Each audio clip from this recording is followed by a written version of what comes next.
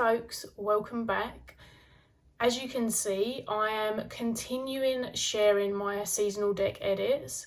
I was going to continue running along and doing that in my practice, so I put some feelers out there with a couple of other videos, and yous were especially keen for me to record this and put it out there. I did unexpectedly lose another loved one just over a week ago, and so I thought I would just put a few ideas out for light content that felt accessible for me and might even be an uplifting distraction, and this one definitely won. I'm still going to film the other ones, even the one that didn't get very many votes, but that's okay. I'm going to be focused on some relaxed content for a while, just finding a space for everything really.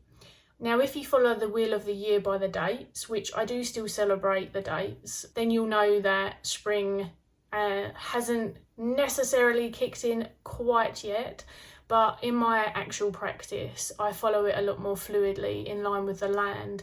And actually it feels like it's come very early this year, which honestly, I could use the uplift and the energy.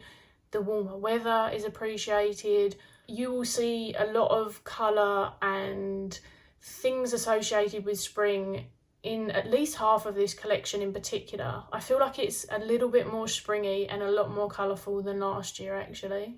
And as I have been spring cleaning in the witch room in particular, I had all of my decks out just yesterday, was working out what I wanted to perhaps declutter and also, yeah, just get my next 13 in. So I will be sticking with the theme of 13 decks. I tend towards some out of the collection more than others, and very occasionally I might get a new one in as a gift or a review deck, or maybe a Kickstarter will come in. But it is a nice working amount, and a lot of these decks I will mix and match the pairings. It doesn't mean I won't get other decks out, but actually these are solidly the ones that I will generally work with over the coming months. And it's a nice way to rotate through my collection, but also to honour the seasonal presence as well as meeting where I'm at the time. So I try to bring those two things into consideration. Sometimes they cross over, sometimes they don't. You will see that when we dive into the decks. So let's jump into the first two, and I'll talk a little bit about how I chose some of the decks as well. Let's get into the first pairing, and I am going to show them a little bit more how I would pull them this time. So as you can see, 2 tarot and 1 oracle. This is the Children of Ostara tarot, the black edition, and this is the Seed and Sickle oracle. It's worth noting right off the bat that there's quite a bit of flower energy going on here and in some of the other selections. Apparently it's the year of me and flowers, herbs, trees, you know, just flora basically. Children of Ostara is a very, very new to me deck, and the Seed and Sickle isn't that old in the grand scheme of things, and I just love them together. The thing is, it doesn't feel like competing plant energy, because of course if I was going to pull 3 cards anyway, or basically more than one from the tarot, I would be getting multiple plant energy. And what I will likely do with these, even though I am acquainting myself with this book, I'm slowly reading it cover to cover because it's just so good. Also, look at the colouring and the mirroring and stuff that goes on in these is sumptuous. And no, I haven't actually read for myself with them yet. I literally tried a few pairings with it behind the scenes. I do want to do a bigger pairing video with it, but for now I tried a couple for the season and I was very keen to get this back out. It works so well with it, and I'll focus on the plant particularly here, and then there'll be more sort of secondary influences, if that makes sense. There's just something about the 3 of them together. Even when the colours contrast, there's probably the benefits that the Ostara has these nice big sort of weighty black frames around it. Well, this is an interesting one. So we've got the 5 of Pentacles with the Devil, and then the seed. It's important to be mindful of what it is that we're actually growing in moments where physical health and our environmental experience are perhaps quite challenging and not at their best, because we can get into some really unhelpful places, perhaps spend more time in those that they come to fruition and become something more than they otherwise would have been. I don't know, I'm really loving these two together. And honestly, I've spent so many years with animals, which I am still continuing to do, especially if you're on my Patreon. But there's something about now having something to gently explore whilst not taking it so seriously that I'm doing like a plant study. I have not committed to a plant study, nor will I. I'm sure that it may happen. I'm clearly going to retain some more of this over time, but more so I just really want to get to know this gorgeous tarot deck and spend more time with this newer oracle. So I think it's going to be a good time, a fun time. And I have noticed that even outside, it's feeling a lot greener and a lot more colourful quite quickly, actually. There's a lot of crocus here up in bloom in all of the colours. Everything's just come into bloom, and honestly, between the animals and the flowers, plants, all of that good stuff, they're the things that are kind of bringing me moments of calm and peace and joy and connection, and otherwise a bit of a challenging time. Just stacked them to put them away, but before I finish I will actually say I'm really keen to hear what other decks you might pair with either of these. The next pairing you've seen before, so I will try and keep it somewhat brief, although you are seeing them laid out a little bit differently. But this is the Antique Anatomy Ephemera edition. This one is the mass market, although I have both, and this is the Flower Oracle. I think they were in my summer edit last time. I mean, I just have a bit of a thing about these two decks together, even though the artwork is completely different. And again, it's the flowers that bring them together for me. But also, I like the busy sort of artwork with the more pippish, spacier visuals. Oof, and if I was working through the Tower and the Three of Swords, and the challenges of the mind when that happens, the idea of what is essential and moving back to perhaps just that, like doing our due diligence and moving back to what is an absolute must, I feel like is a very, very wise message in this instance. I'm almost curious to hear what other people think of the more obscure pairings, because firstly, I have no attachment. I enjoy them, and that's what's important in my practice, right? But also I'm curious to hear if other people ever try them. These oracles are becoming quite popular at the moment. The flower one is just one of a 4 now, I believe. 1 second. Look at all the blues and then the indigos in this as well. I love it when that happens. And then we've got these flashes of yellow on the butterflies and little hints of yellow around there. So I have the flower one, I have the mushroom, and also the seashell. I love how cheeky the bum is here. I love that it's not the part that the brambles have covered over as well. And so sometimes you see the colours in both of the decks and sometimes you don't, but I like to see how the themes carry out. Again, I won't repeat myself too much, because if you watched my Colourworks deck video, then actually it's talking about how I use colour, not just showing you a bunch of decks without sort of more context. But yeah, this one just brings me joy. It feels very spring, it feels very summer. I like these two decks together because I feel like they allow my mind to run a little bit more wild, and they're quite spacious in the way that they present as a collection.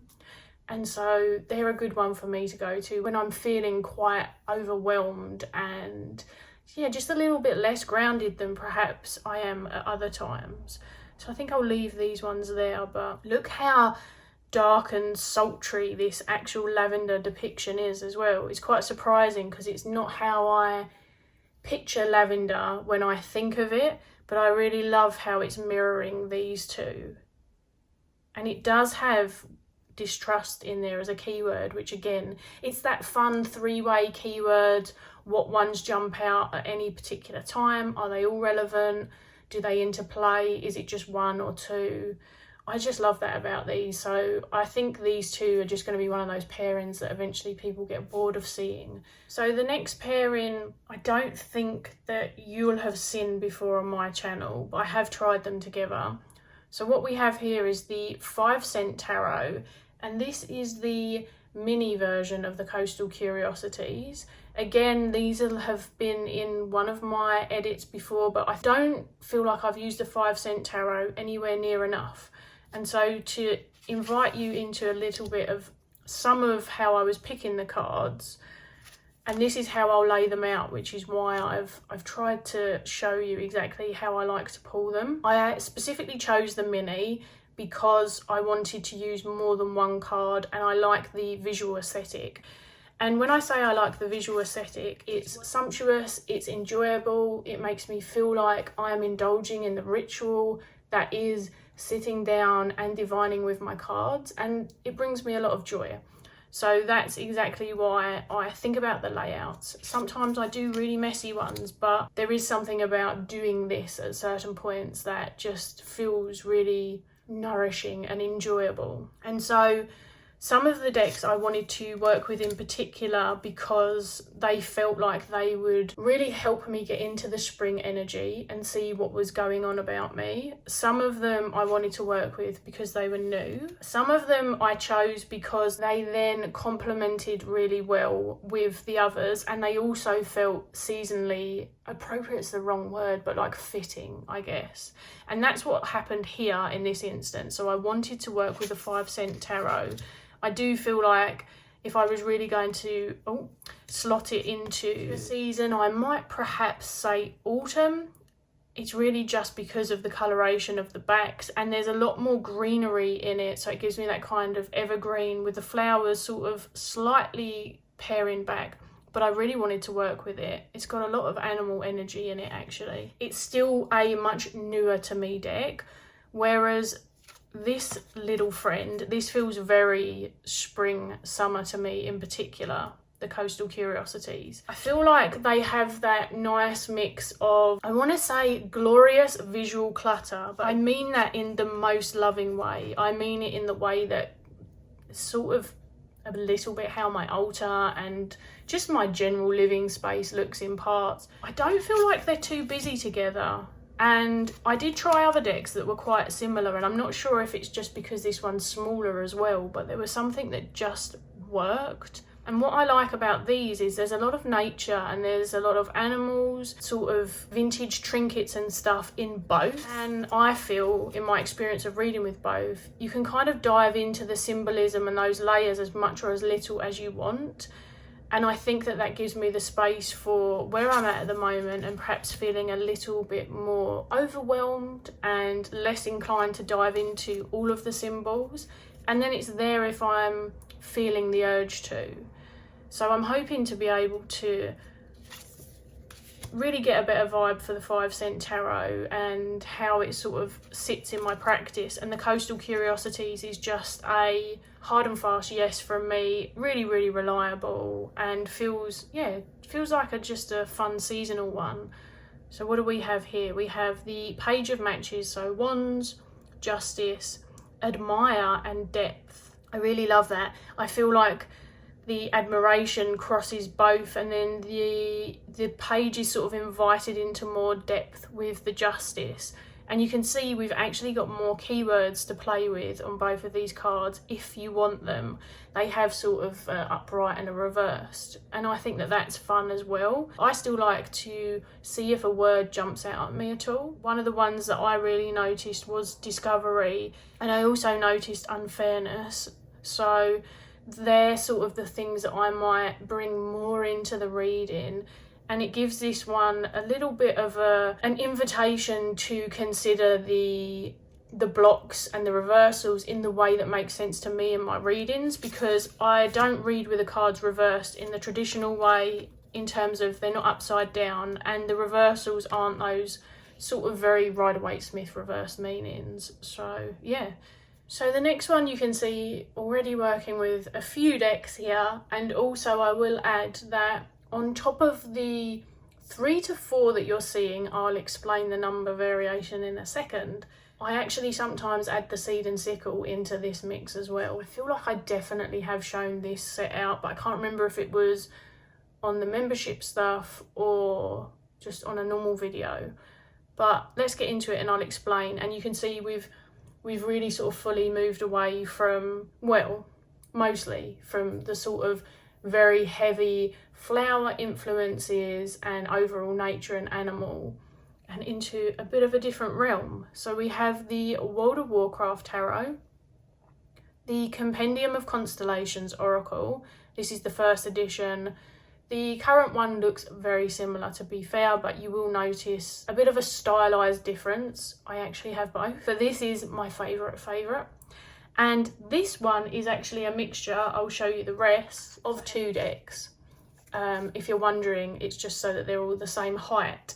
This is actually the Earthbound Oracle and then the Seeker's Lenormand. I don't read Lenormand, I read the Lenormand as oracle cards, as I do the Memento Mori, as I do the Earthbound and anything else. I freaking love these together. So let's jump into them. Not only are they clearly a very complementary aesthetic to me, because for some reason this World of Warcraft Tarot is very, very pastel.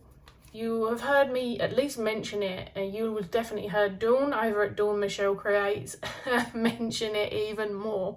It's very pastel. So I wanted things that looked visually fitting, but also these two, they work wonderfully with this. And the way that I've tried to explain it to people is that if I'm like this wonderful traveller immersed in this World of Warcraft place, which is kind of the vibe that I wanted to go for, I would perhaps be looking to the stars for guidance. So I love the sort of constellation aspect of that. And then the really sort of earthly rooted realm is in these two together, which give me a kind of a nature compass. So the things that help me navigate, or the things that I am maybe living within, fending off, I don't know, experiencing, you name it. And then some of these, the actual objects in them, they feel like the things I would have in my traveller's satchel.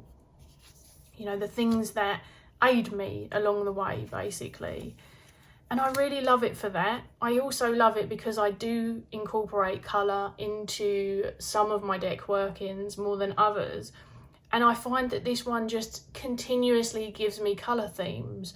Arguably, I'm playing with a lot of cards, but it happens more than you would think. And I love that because I then infuse that layer of colour into my workings with my chosen associations, which are very varied. I did do a colour work video over here, and then I did a whole month exploring it in depth over on Patreon. It just brings me great joy. It's very multi-layered because it's something that I've built up over the years based on things that people have told me, various colour idioms, sayings, folklore, personal associations, intuitive associations, you name it. And it's a really fun layer to add into this.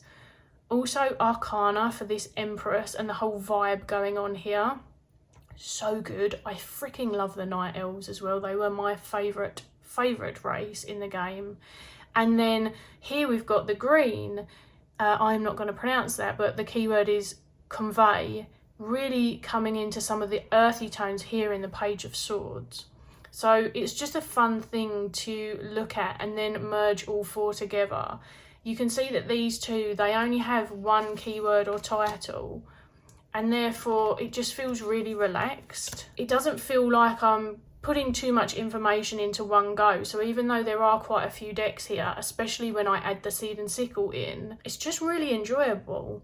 I didn't pre-shuffle these in terms of setting it up to do this either, by the way. It's just happening. Actually, what I did was I shuffled all of the decks and then just put them in piles next to me just to see what come out, as if I was actually sitting down and reading them. Look at this honeycomb in Labour and the 6 of Wands, and then moving over to the Hermit and Respond. I obviously read them as a like as an entirety, but it is fun to see what ones sort of mirror and connect to which. And sometimes it just won't happen. But again, it's the gift that keeps on giving. And you can probably hear in my voice, it uplifts me. It's a really fun one. I'm not sure that I have particularly chosen sort of where it all sits together, but I do think that I get quite nourishing readings from this. I'm not one to sort of say too much about whether it's a deep reading or more of a surface one, because I find that there's value in all readings. But what I do know is that I can get very quick messages from these, whereas the next two decks are a lot heftier in the energy that I experience when I read with them. And so I was really mindful of that. That's something I wanted to be really conscious of. You know, what do I think I'm going to need in the next 3 months? Because thinking 3 months ahead on average is quite a lot. Mainly I like to take things day to day because, you know, that's what happens when you're chronically ill. I think that I've been quite honest with myself in terms of where I'm at, and also tried to think ahead about when that might change and try and put in a variation of decks that are going to feed sort of various moods. Here's a good example of when the colours don't match, but it doesn't mean I don't work with them together. It just means that I'm not necessarily looking at that colour mirror or that connection that might be pulling 2 or 3 together versus another one. So it's then just not layered into the reading in the same way, if that makes sense. If I hadn't have done the pairing either video or just whatever I did when I was playing around with the decks, it might not have even been in front of a camera. I genuinely can't remember. I may never have tried these ones with this, and they are my favourite pairing, so yeah. So next up we have 2 Wild Unknown decks that probably don't need much introduction, but what I will say is the reason that I chose these is because I was aware that I had a lot of either newer decks to me, so I'm still not really fully established with the Seed and Sickle or 5-cent tarot either. And the world of Warcraft's pretty new to me, although I've read with it a lot in a short space of time. So I wanted a deck that was familiar, and I also wanted ones that invited me into more of the developmental work that I do, some more of the raw stuff that I do as well, and that was a part of my collection that I felt like I could really rely on its versatility there and the familiarity of it. And these definitely offer that. Many people know that the Wild Unknown Tarot is a deeply beloved deck of mine. I chose to work with the second indie edition, and the reason that I chose that, this was my first copy of the Wild Unknown, and again I wanted that really personal, intimate connection. And the Archetypes is one that I have used in many ways. I haven't used them much together, and I thought that it could be interesting to try. And there's also the distinct possibility that I mix these with the other decks as well, or that I add lots in, because sometimes I really go rogue and decide to use 6 or 7 decks. The Archetypes is such a beloved concept to me that I was deeply elated that someone came out with it. It ended up being so beneficial for me that it happened to be someone whose artwork I really resonate with a lot. And I generally just work with this without the book, just in case anyone's curious. Now, this one is probably a better reflection of where I'm at and what I was looking for, as opposed to purely a seasonal energy. But what I do like about this one is you get that stark contrast between the monochromatic and then these splashes of really strong colour, sometimes a lot more than others. And that's very much the sort of, I guess, a bit of a jarring experience that occurs with both spring and autumn, you know, the more transitional seasons of the two, rather than the ones that are in their peak, as I see it. I don't know, that's just how I experience them. So yeah, I thought that the Old Faithfuls could come out because, to be quite frank, it's been a while. These decks will always speak to me because it's just an intimate language that makes sense. I've already said about how much I work with animals and the extension of nature. I might not know all of the plants by name, I might not know all of the medicinal stuff, but there is still so much familiarity there and so much more that I want to include, learn about, add into my practice. Then on top of that, some sort of gentle symbolism in the archetypes, because again, I feel like the Wild Unknown is quite a spacious one. And I love to pay attention to not only the colours, but also the lines. Are they thick or thin? Are they chaotic or do they feel really well structured? Are they expansive or do they feel constrictive? You know, what directions are they going in? How is that speaking to me? I was saying to someone literally the other day, what I enjoy about these is having this little art museum at my very fingertips that I can open up and explore and curate. It's really, really immersive in that way. Whilst I don't want to speak for everyone else, of course, I do think that perhaps that's something that many of us who have more than just a couple of decks in our collection, maybe we have that in common. You know, there's something about the ability to dive into all of these art worlds. And as someone who has frequented many art museums over the years, and explored many different variations and loved them all, this is such a great extension of that. And as someone who it's far less accessible to engage with that in other ways on my own now, it's just so much fun. So I think there's a lot of depth to this that it's hard to see perhaps from the surface, but in actuality it offers just so damn much. Oof, look at these three together. Why do I keep stopping at the tower? It does feel fitting because the mirror to me, whilst it's so beautiful and you can see this really cosmic reflection inside, or almost like it looks like someone's ripped open a part of the sky to reveal something else. It's really hard to describe, which again, speaking of mirrors, it feels like it's being mirrored here. But there's also something really wounding to me about this shape, and it's always reminded me of a broken piece of glass, time and time again, which is obviously quite cutting and can be quite devastating. We also have the moon here in the background, and straight away I'll pull in the tarot associations with the moon, unconsciousness, the difficulty of things that might be sort of emerging from that. And then the potential of what we can do with those insights if we can find a way to be present with them and work with them and engage with them, you know, in a spirited way, rather than let them take over us and just completely submerge or unfurl us. It felt like coming home when I saw the Wild Unknown Tarot, and then this really interesting mergence with the collage in such a kind of raw way as well, instead of that more finished collage that sometimes we see. I don't know, it really hits me somewhere that I feel is quite therapeutic for me.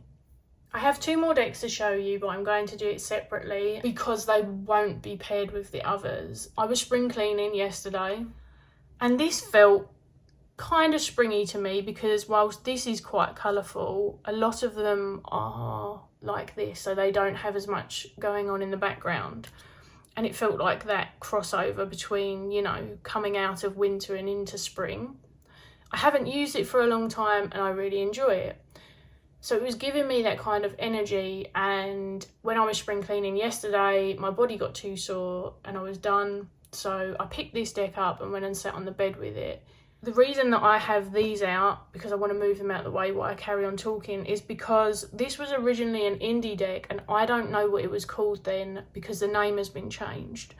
And people will ask me. So all I can say is that it's by the same creator that does the 𝗕𝗵𝗵𝗺 burrito, as we call it, tarot. And this is what the mass market copy is called, which I think is still available. And it comes with this, which is really cute because it's not just a playing card deck, it also acts as an oracle. Now obviously you can use playing cards for divination in a myriad of ways, but there is this lovely oracle edition in here. So I thought I would just show it to you very quickly. Probably going to want to zoom in for this one. I'm not really going to go through what happened, but what I will say is that it turns out that this has really randomly ended up being a spirit deck for me, but a very specific spirit.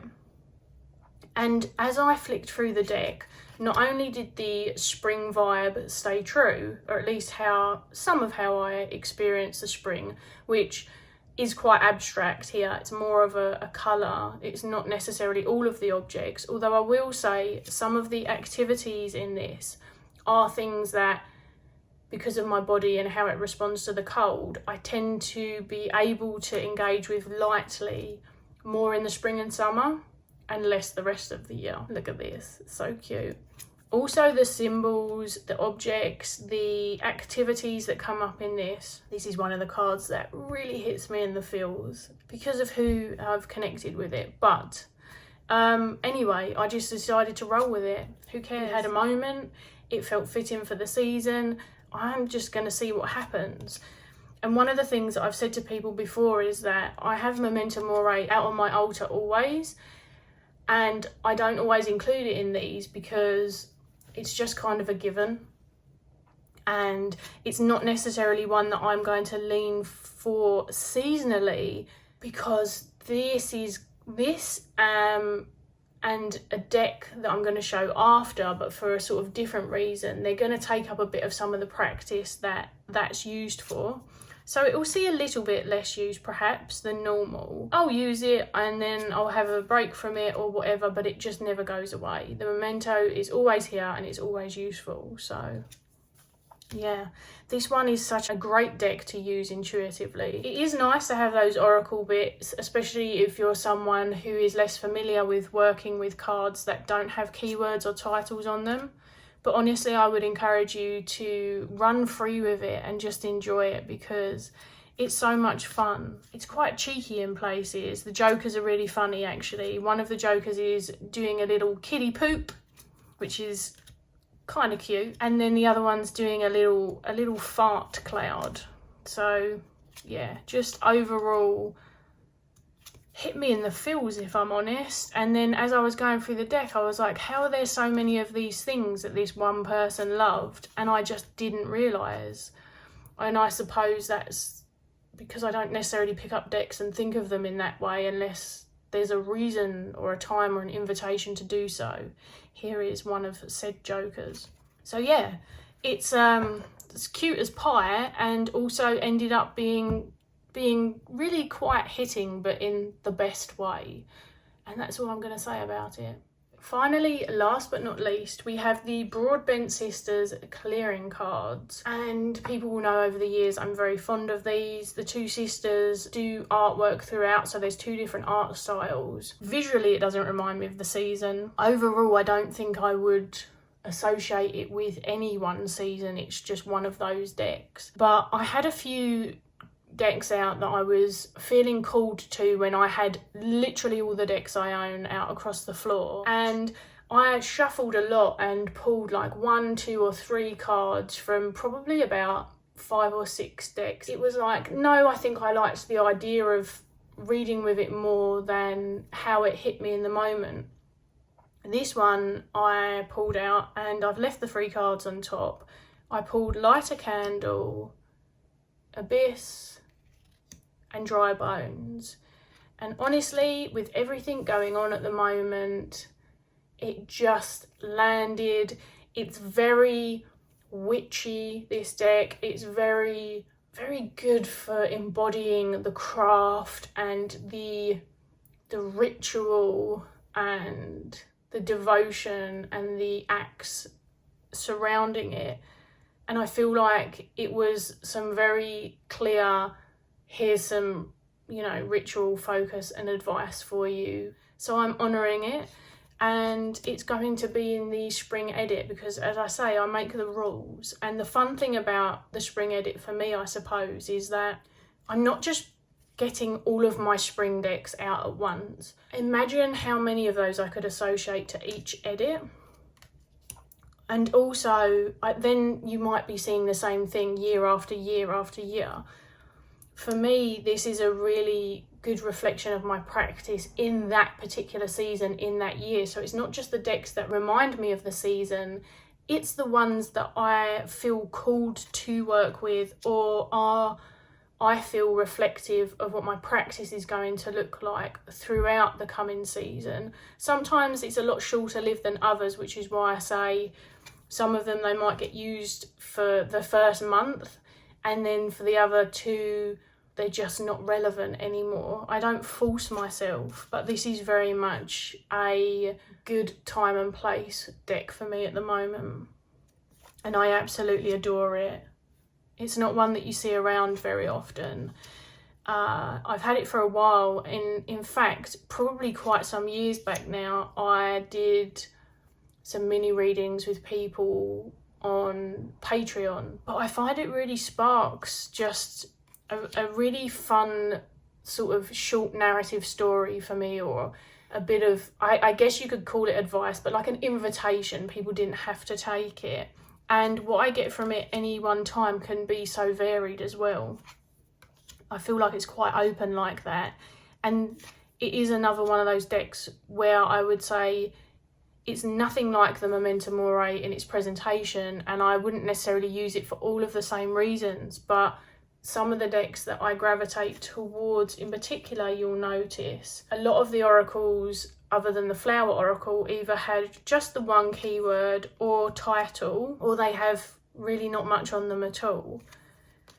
And I just think that that's what I enjoy in my practice, especially from a good portion of my oracles at the moment. I can't imagine that I'll use any other decks with this, because whilst it doesn't bother me if they don't match artistically, I think they would be in so contrasting in the way that I associate their energies, but we'll never say never. I suppose if I was going to, it might be the Antique Anatomy Tarot, but the Ephemera one again is quite colourful, whereas the first Antique Anatomy Tarot that I also have would probably be a better fit.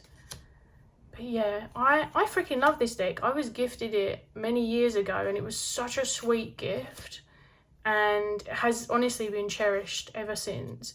I don't show it on here enough, but when I get it out, I have these real sort of months with it where it's really connective, and then it goes away for a while. I thought this was quite a fun surprise for the end. Technically, I am still working with a weaver.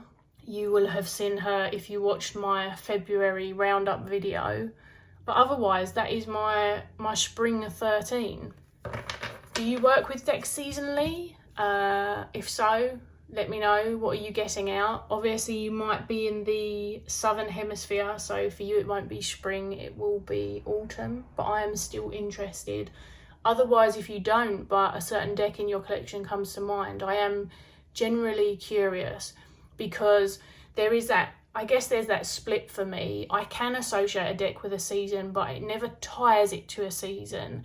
And what you'll notice is that will include the Children of Ostara tarot, providing we have a good time together and I keep the deck, which I have no doubt that I will. That deck will get used whether it's spring, summer, winter, autumn, you name it, just when the feeling occurs. So those associations don't really lock me in, if that makes sense either. Anyway, that's enough rambling from me for one video. So thank you for hanging out with me.